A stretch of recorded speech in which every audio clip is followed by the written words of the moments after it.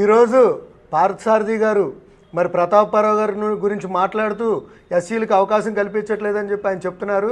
పార్థసారథి గారు మీకు తెలియని విషయాలు కొన్ని చెప్తున్నాం, మీరు వినండి. ఆయన పేరు కొమ్ము వెంకటేశ్వరరావు గారు. ఆయన ఒక సామాన్య వెల్డింగ్ మేస్త్రి.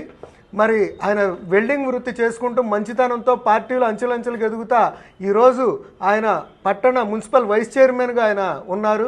మరి అటువంటి ఒక సామాన్య వెల్డింగ్ వర్క్ చేసుకునే వ్యక్తికి పట్టణ వైస్ చైర్మన్గా అవకాశం కల్పించింది ప్రతాపరావు గారు. మరి అదేవిధంగా మరి కృష్ణరాజు గారు ఉన్నారు. ఈ నియోజకవర్గంలోనే అతిపెద్ద ప్రోటోకాల్ ప్రతాపరావు గారి తర్వాత అతిపెద్ద ప్రోటోకాల్ అయిందే. ఆయన కృష్ణా జిల్లా vice chairman, ZP vice chairman. ఆయన ఒక సామాన్య వంట మేస్త్రిగా చేస్తూ ఆయన ఒక చెఫ్. ఆయన మరి అటువంటి వ్యక్తిని తీసుకెళ్ళి అత్యున్నత పీఠం.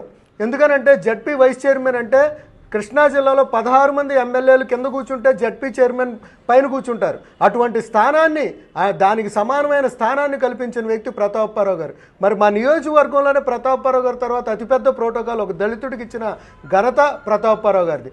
మరి అదేవిధంగా ముసునూరు జడ్పీటీసీ, ఆయన ఒక మాస్టారు, ఆయన ఉన్నత విద్యావంతుడు.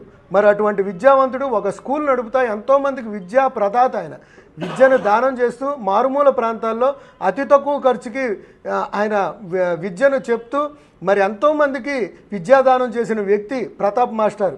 చాలామంది ఆయన జడ్పీటీసీ అనరు, ప్రతాప్ మాస్టారు అంటారు.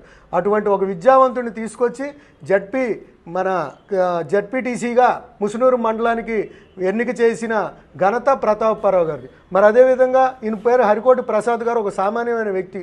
మరి ఈయన ఒక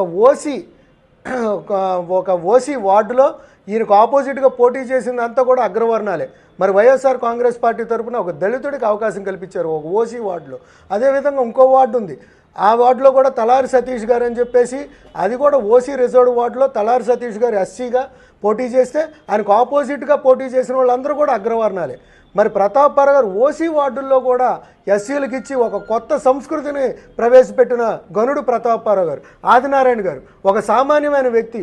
మరి ఆయన్ని ఈరోజు ప్రతాపరావు గారు ఏరి కోరి ఎంతోమంది టికెట్ అడిగినా కానీ ఆదినారాయణ గారు ఎప్పటి నుండో పార్టీ కోసం కష్టపడుతున్నారని చెప్పేసి ఆయనకి మరి మున్సిపల్లో అవకాశం కల్పించిన వ్యక్తి.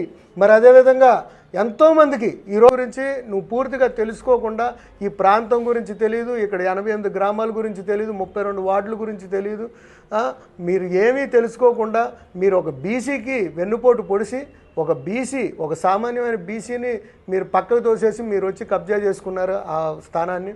మీరు జగన్మోహన్ రెడ్డి గారి గురించి కానీ ప్రతాపరావు గారి గురించి కానీ అవాకులు చవాకులు పేలితే ఈ ప్రాంతంలో ఉన్న ఎస్సీలే దండెత్తి మిమ్మల్ని ఓడించడానికి సిద్ధంగా ఉన్నారని చెప్పేసి ఇవన్నీ మీకు ఎందుకు చెప్తున్నామంటే మీరు ఇక్కడికి ఉన్న ప్రజల గురించి తెలియదు, ఈ నాయకుల గురించి తెలియదు.